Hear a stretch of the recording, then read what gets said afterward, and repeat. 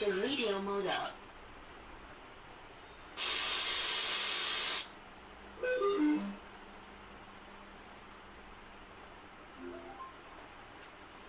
The Bluetooth device is ready to pair.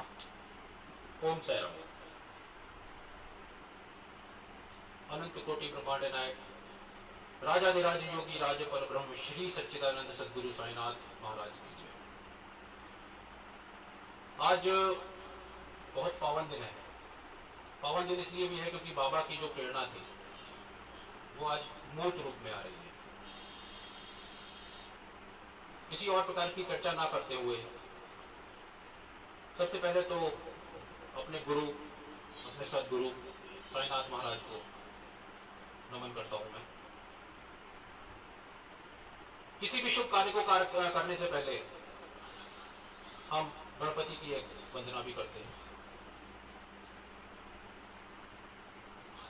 किसी और प्रकार का समय व्यतीत न करते हुए इस कार्यक्रम को मैं प्रारंभ कराता हूं बाबा की अनुमति से, बाबा की स्वीकृति से। ओम साईनाथ। और इस प्रोग्राम को, इस कार्यक्रम को जितने से ज्यादा आप शेयर कर सकते हैं, आप इसको शेयर अवश्य कीजिए।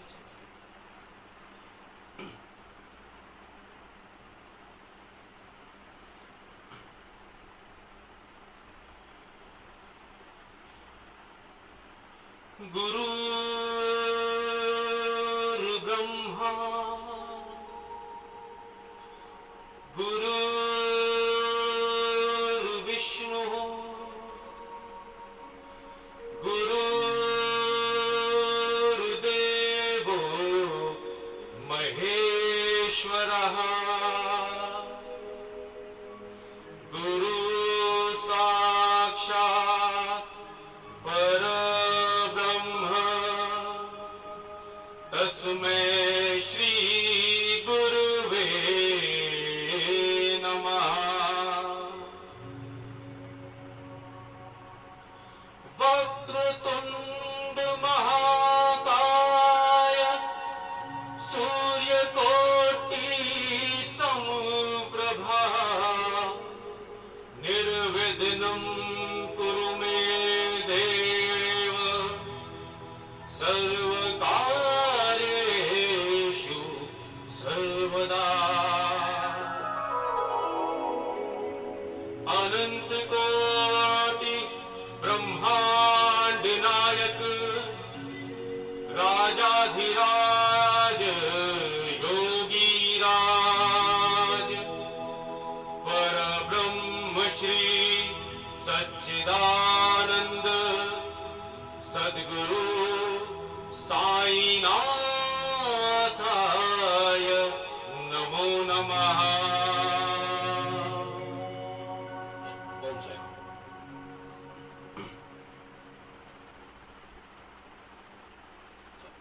जिस चीज की हम सब लोग को प्रतीक्षा थी वो घड़ी आज आ गई है। बाबा के आशीर्वाद से, आप सब लोगों के प्रेम से आज वो कार्य जो है वो प्रारंभ होने जा रहा है।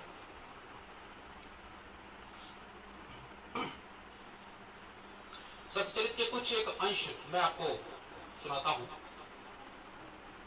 और जो ये प्रयास किया गया है, जो ये बाबा की प्रेरणा है, वो अगर आपको पसंद आए तो आप सराहिएगा जरूर। ओम साईं।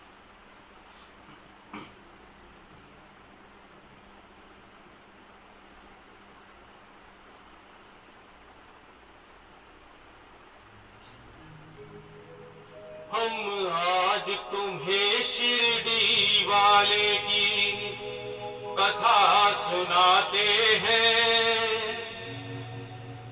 उस महासंत, उस तेजोमय की गाथा गाते हैं। हम कथा सुनाते हैं। हम आज तुम्हें शिरडी वाले की कथा सुनाते हैं। पावन कथा सुनाते हैं। उस महासंत, उस तेजोमय की गाथा गाते हैं।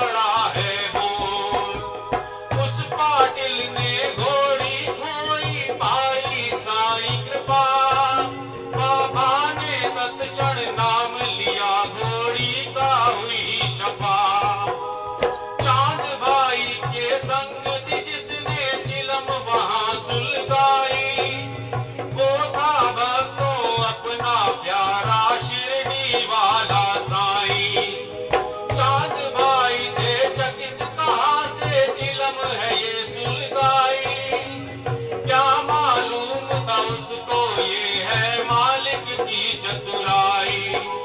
जल विहीन अग्नि से ही तैसे चिलम जली, ये साईं कृपा भगवंत कृपा है जो है आज मिली।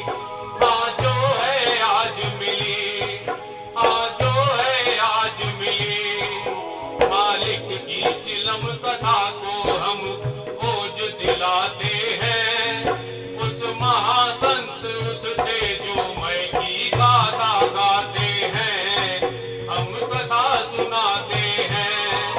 हे ज्ञानी गुण के निधान मेरे साईं राम भगवान, हे ज्ञानी गुण के निधान मेरे साईं राम भगवान।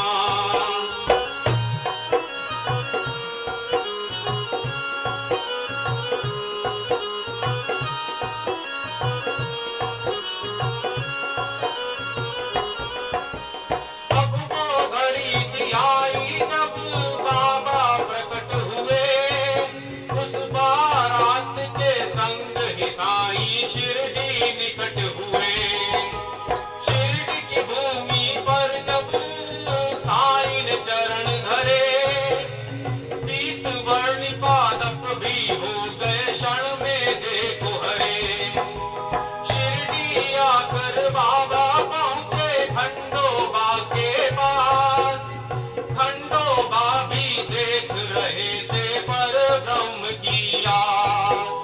खंडोबा के मंदिर में थे भगत माल सपति, एक यवन समझ कर बाबा को नहीं दी अनुमति। आओ साईं कहकर बाबा नाम सुझाते हैं, उस महासंत उस योगेश्वर की गाथा गाते हैं, हम कथा सुनाते हैं। हे ज्ञानी गुण के निधान मेरे साईं राम भगवान, हे ज्ञानी गुण के निधान मेरे साईं राम भगवान।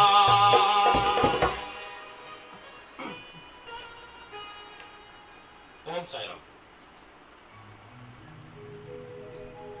ये जो कथा आपके सामने रखी गई है, यह सच्चरित्र की एक बहुत ही प्रसिद्ध कथा है। और इस कथा में जो धूप गांव औरंगाबाद में निजाम स्टेट में एक जगह पड़ती है, धूप गांव के एक धनी जमींदार होते थे हमारे चांद भाई पाटिल। औरंगाबाद जा रहे थे, इनकी घोड़ी जो है बीच में कहीं खो गई थी। बहुत ढूंढा इन्होंने, 2 माह तक ढूंढा, लेकिन इनको घोड़ी नहीं मिली। लगभग 14 से 15 मील पैदल चलने के बाद जब ये जंगल के बीच में पहुंचे तो वहां पर इनको एक फकीर मिले। इस फकीर ने इनको चांद इस नाम से बुलाया। चांद भाई को बहुत आश्चर्य हुआ। चांद भाई उनके पास पहुंचे, फिर उस फकीर ने उनसे पूछा कि ये जीन क्यों टांगे हुए हो तुम? तो उन्होंने बताया, बाबा मेरी एक बहुत प्रिय घोड़ी थी बिजली, वो कहीं गायब हो गई है, खो गई है, और मैं उसको बहुत दिनों से ढूंढ रहा हूं और आज तक मुझे वो वापस नहीं मिल पाई। बाबा ने कहा, जाओ चांद, थोड़ा नाले की तरफ भी देख लो। चांद भाई पाटिल वहां जाते हैं और नाले के पास देखते हैं। बड़े आश्चर्य का विषय था कि उनकी बिजली जो है वो वहां पर थी। इस फकीर का जो वेश बताया गया था कि सिर पर उन्होंने एक कपड़ा बांधा हुआ था, तन पर कफनी थी, हाथ में सटका था और एक चिमटा था। इतना सरल रूप था। लेकिन ये हमारे साईनाथ महाराज, ये तो सर्वज्ञ है। अपनी सर्वज्ञता का जो पहला प्रमाण दिया था बाबा ने, वो यहां से दिया था। चांद भाई पाटिल को जब अपनी घोड़ी मिल जाती है तो वो वापस बाबा के पास आते हैं। बाबा जो कि आम के पेड़ के नीचे बैठे हुए थे, और जैसा बताया गया है कि वो चिलम सुलगा रहे थे। अब सबको मालूम है कि चिलम सुलगाने में अग्नि और जल, इन दोनों का प्रयोग होता है। लेकिन उस निर्जन स्थान पर उस बियावान जंगल में ना ही तो आग थी, ना अंगारा था, और ना ही जल थी। चांद भाई पाटिल यही सोच रहे थे कि ये फकीर जो है ये किस प्रकार से अपनी चिलम जो है वो सुलगा सकता है। फकीर ने चांद भाई पाटिल से पूछा कि क्या तुम चिलम पियोगे? तो उसने यही प्रश्न किया। फकीर के पास जो चिमटा था, उन्होंने उस चिमटे को जमीन के अंदर गाड़ा, और जब वो चिमटा निकला तो उसके अंदर से एक अंगारा निकला। इस अंगारे को उन्होंने चिलम के ऊपर रख दिया, और दूसरी जो चीज जरूरत थी यहाँ पे वो था जल, पानी। क्योंकि जो चिलम होती है उसके ऊपर जो साफी जो कपड़ा बांधा जाता है उसको भिगोया जाता है। तो अभी चांद भाई पाटिल इस चीज पे विचार कर ही रहे थे तो अचानक बाबा ने सटका जो है अपना जो डंडा उनके पास था लगभग 2 फीट का, उसको बहुत तेजी से जमीन पे मारा, और जमीन पे मारते ही जल की धारा फूटी। उससे उन्होंने अपना साफी जो है उसको भिगो लिया और चिलम पे बांध दिया, और पहले बाबा ने स्वयं पिया, उसके बाद उसी चिलम को, गौर कीजिएगा, उसी चिलम को चांद भाई पाटिल को पीने को दिया। तो चांद भाई पाटिल कितने किस्मत के धनी थे, कितने भाग्यशाली थे कि जिस चिलम ने बाबा के होंठ को छुआ उसी चिलम को उन्होंने अपने होंठ से लगाया। ओम साईं। चांद भाई पाटिल को अब तक ये तो पता लग गया था कि ये कोई साधारण पुरुष नहीं है। उन्होंने बाबा से आग्रह किया कि बाबा आप मेरे साथ चलिए मेरे घर, बाबा की लीला देखिए, आगे जो कुछ भी होना है उस नियति को देखते हुए बाबा ने चांद भाई पाटिल के साथ जाना स्वीकार कर लिया। वो उनके साथ दूध गांव जाते हैं, कुछ समय रहते हैं, और चांद भाई पाटिल के जो साले थे उनके बेटे की शादी थी, और बारात कहां पे आ रही थी? धामों के धाम, हमारे लिए सबसे बड़ा तीर्थ स्थान शिरडी, जहां से बाबा की लीला जो है वो प्रारंभ हो जाती है। चांद भाई पाटिल ने कहा कि बाबा आप भी हमारे साथ चलिए बारात में, और बाबा सहर्ष ही चल दिए अपनी शिरडी। बाबा जब शिरडी आए तो वो 1858 था, और जब उन्होंने महासमाधि ली तो वो 1918 था। इस प्रकार से लगभग 60 वर्ष तक उन्होंने शिरडी में ही विश्राम किया था। जब शिरडी में बारात आती है तो महासपति जी के खेत में उस बारात को रुकवाया जाता है, बैलगाड़ियां खोली जाती हैं, और बाबा को क्या दिखाई देता है? बाबा को सामने खंडोबा मंदिर दिखाई देता है। खंडोबा कोई अलग तो नहीं थे ना, वो हमारे साईं के ही रूप थे। तो एक प्रभु जो है वो दूसरे प्रभु से मिलने के लिए चल देता है आगे। लेकिन यहां पे भी अज्ञानियों की कोई कमी नहीं थी। भगत महासपति ने उनके वेशभूषा देखी और उनको एक यवन समझा, और यवन समझ के पहले तो उन्होंने खंडोबा मंदिर में उनको प्रवेश करने से रोका, और उसके पहले उनको जो नाम दिया था वो कहा था आओ साईं, ओम साईं। इतने की ही मैंने आपसे पद्य की चर्चा की थी। अब आगे जो दूसरा पद्य आपके सामने आ रहा है वो बाबा की महासमाधि से संबंध है, लेकिन उसके पहले एक छोटा सा संबंध।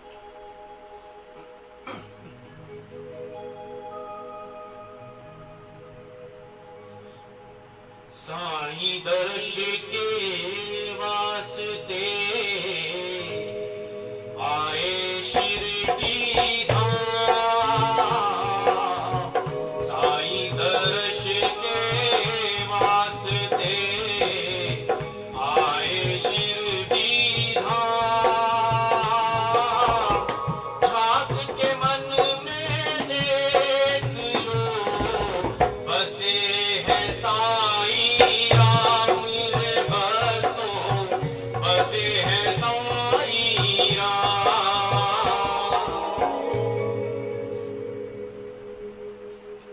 चलते हैं बाबा की महासमाधि।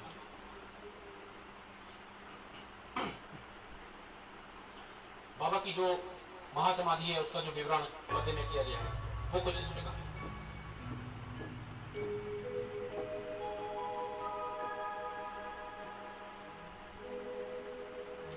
हम आज तुम्हें शिरडी वाले की कथा सुनाते हैं, पावन कथा सुनाते हैं। उस महासंत उस तेजोमय की गाथा गाते हैं, हम कथा सुनाते हैं। जो रोम रोम में भक्तों के बस यूं भूल जाते हैं, पावन कथा सुनाते हैं। उस महासंत उस तेजोमय की गाथा गाते हैं, हम कथा सुनाते हैं। हे ज्ञानी गुण के निधान मेरे साईं राम भगवान, हे ज्ञानी गुण के निधान मेरे साईं राम भगवान।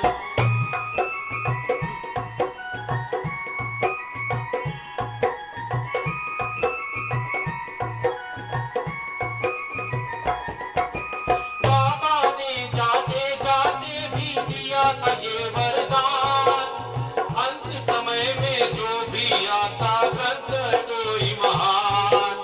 गीता भागवत और पुराण में शक्ति वो थी समाई, निष्ठा से जो श्रवण करे तो मोक्षता मिलता भाई। पर ब्रह्म थे बाबा फिर भी अंत निकट जो आया, वजह जी से राम विजय का सप्ताह पाठ कराया।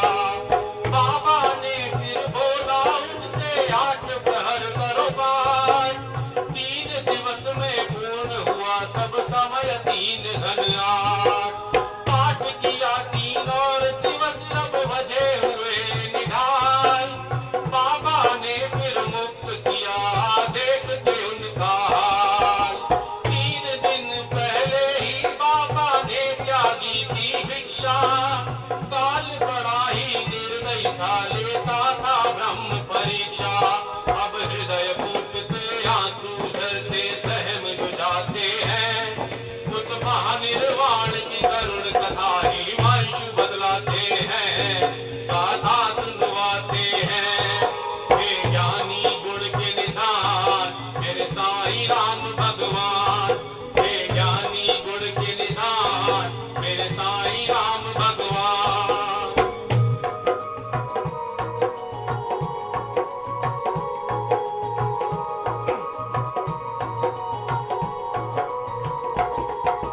महानिर्वाण का दिन था आया, बाबा को था भास, अंधकार ने लील लिया हो जैसे ब्रह्म प्रकाश।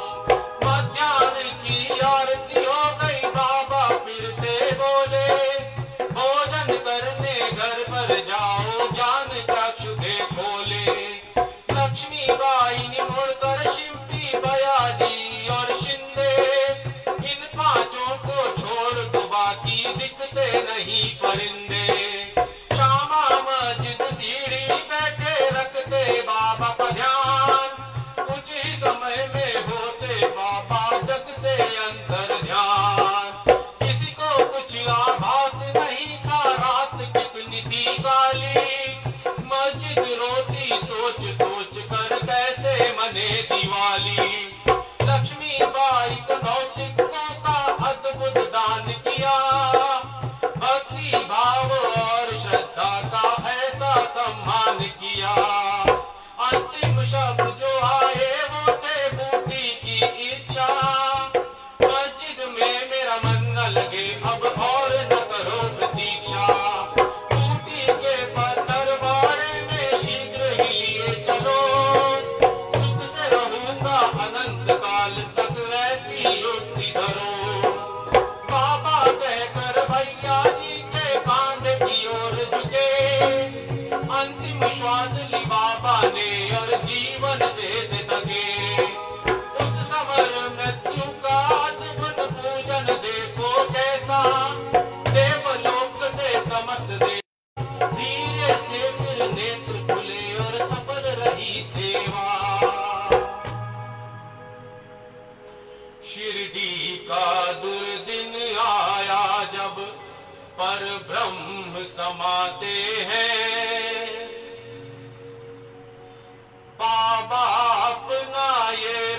बिच शरीर शिरडी में धाते हैं, सब शून्य हो जाते हैं। हे ज्ञानी गुण के निधान मेरे साईं राम भगवान, हे ज्ञानी गुण के निधान मेरे साईं राम भगवान, हम आज तुम्हें शिरडी वाले की कथा सुनाते हैं, पावन कथा सुनाते हैं। उस महासंत उस तेजोमय की गाथा गाते हैं, हम कथा सुनाते हैं। जो रोम रोम में भक्तों के बस यूं भूल जाते हैं, पावन कथा सुनाते हैं। उस महासंत उस तेजोमय की गाथा गाते हैं, हम कथा सुनाते हैं। हे ज्ञानी गुण के निधान मेरे साईं राम भगवान, हे ज्ञानी गुण के निधान मेरे साईं राम भगवान, हे ज्ञानी गुण के निधान मेरे साईं राम भगवान।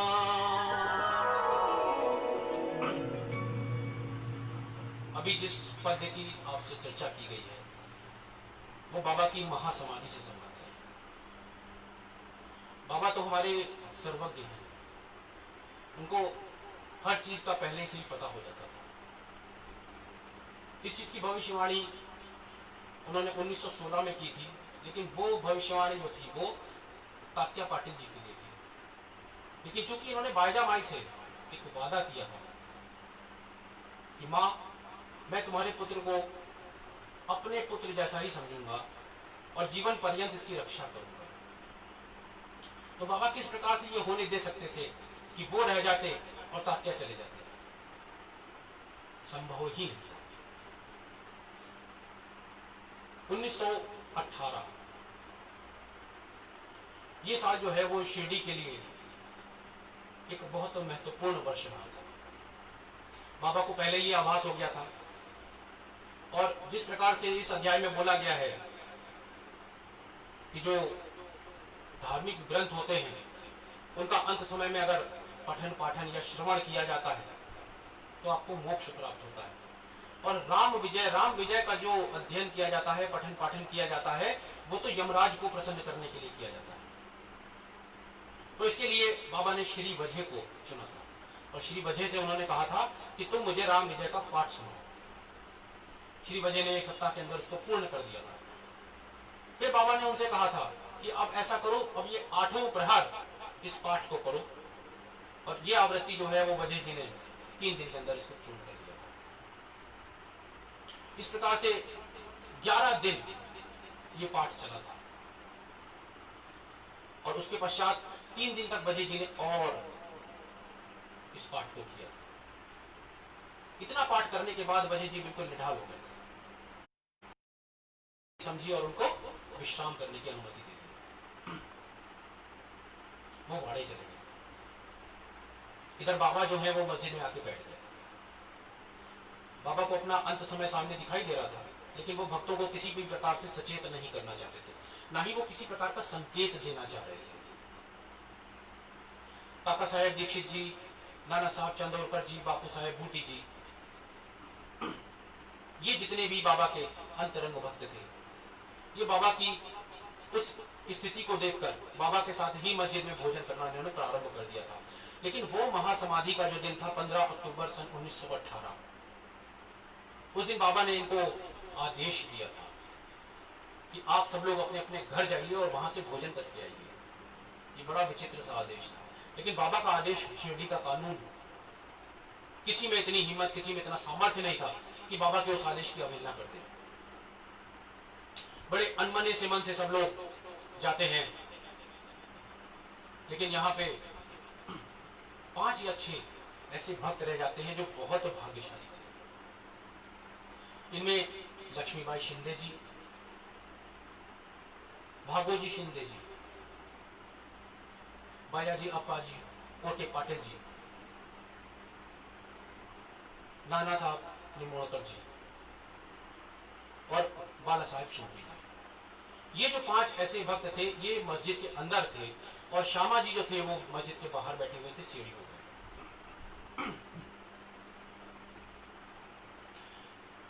बाबा ने इस पल लक्ष्मीबाई जी को बुलाया अपने पास। लक्ष्मीबाई जी ने उनकी बहुत सेवा की थी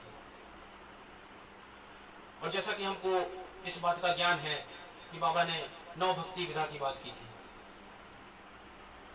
ये 9 भक्ति विधा जो थी ये बाबा ने सिक्कों में इसकी परिणति की थी और लक्ष्मीबाई जी से इन्होंने कहा था बाबा ने कि मैं आज तुमको कुछ देना चाहता हूँ। बाबा ने लक्ष्मीबाई जी ने कहा कि बाबा मुझे कुछ नहीं चाहिए, मुझे सिर्फ आप चाहिए।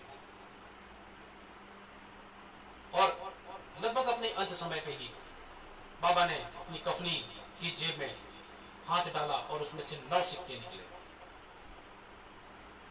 ये जो 9 सिक्के हैं ये लक्ष्मीबाई जी के पास पहुंचते हैं। बाबा ने उनकी भक्ति जो है उसको स्वीकार कर लिया था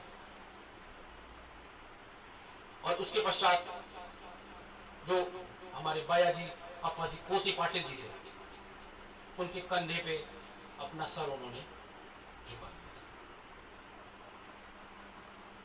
भागोजी शिंदे जी ने देखा कि बाबा की श्वास तो रुक गई है। वो भाग के नाना साहब निमोड़कर जी के पास जाते हैं।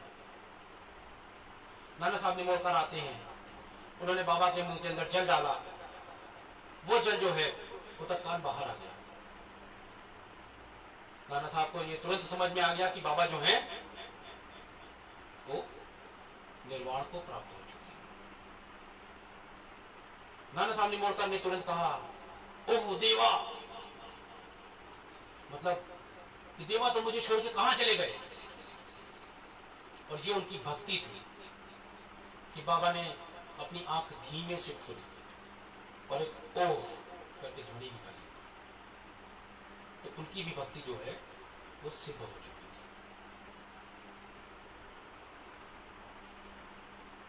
थी। ये जो चर्चा आपको बताई गई है, ये जो पद आपको बताया गया है, ये इसी का रूपांतर है।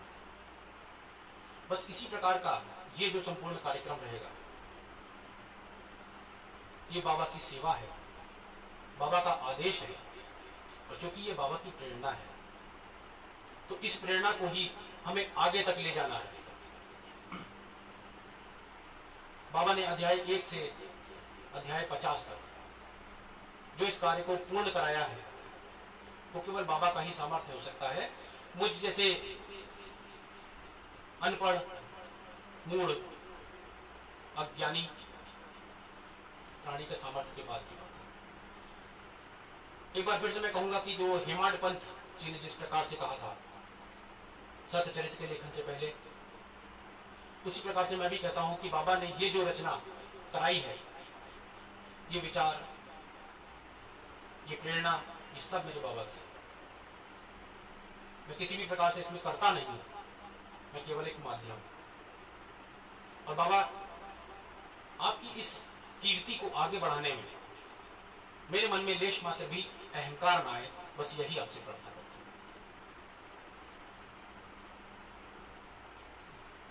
एक छोटा सा साईं भजन।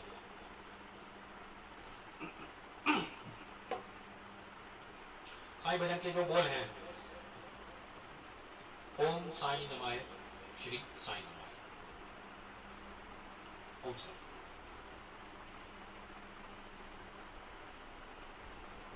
अगर ये कार्यक्रम आपको पसंद आता है तो प्लीज इस कार्यक्रम को जितना भी आप शेयर कर सकते हैं वो शेयर जरूर कीजिएगा, क्योंकि ये बाबा की लीला है और जितने भी कान तक पहुंच जाए ये उतना ही श्रेष्ठ होगा। क्योंकि लीला को श्रवण करना और गायन करना ये दोनों ही पवित्र बोले गए। ओम साईं।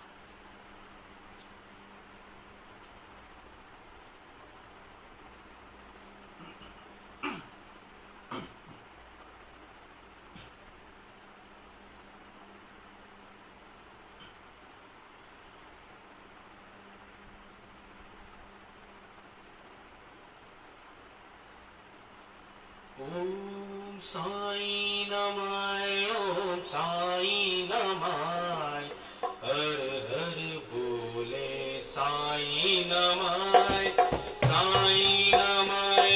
ओम साई नमाय हर हर बोले साई नमाय ओम साई नमाय हर हर बोले साई नमाय अनंत कोटि ब्रह्मांड नायक राजाधिराज योगी राज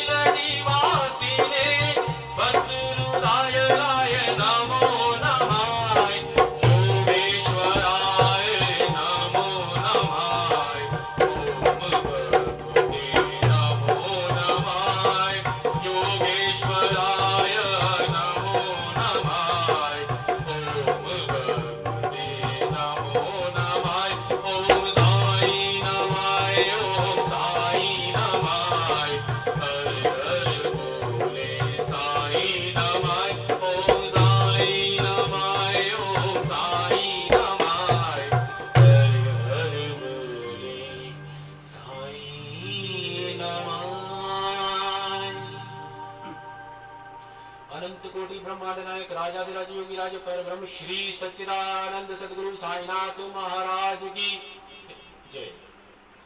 शिरडी के राजा की जय। ये थी बाबा की प्रेरणा, ये था बाबा का कि उस प्रेरणा का मूर्त रूप, और इसी रूप में ये आप सब लोगों तक आता रहेगा। और जैसा बाबा का आदेश होगा, जैसा बाबा के भक्तों का आदेश होगा, उस तरह से हम सब लोग जो है मिलकर बाबा की इस लीला, इस कथा को आगे से आगे पहुंचाएंगे।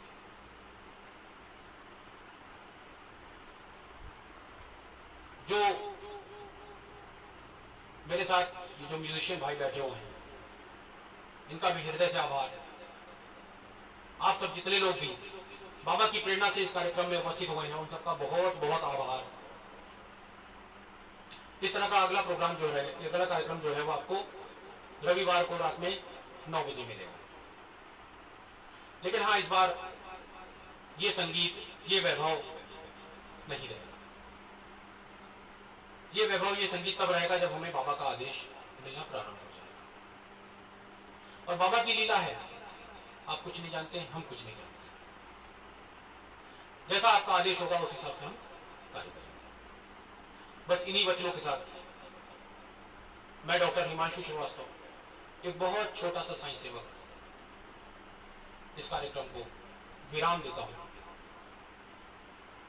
बाबा का कोटि कोटि धन्यवाद है, जो बाबा आगे से भी और बाबा पीछे से भी मेरे ऊपर वरद हस्त रखे हुए थे, जिसके कारण मेरे लिए ये संभव हो पाया कि ये जो पद्य और गद्य है हमारे सत्यचरित्र, ये आप तक मैं पहुंचा पाने में संभव हो। ओम जय।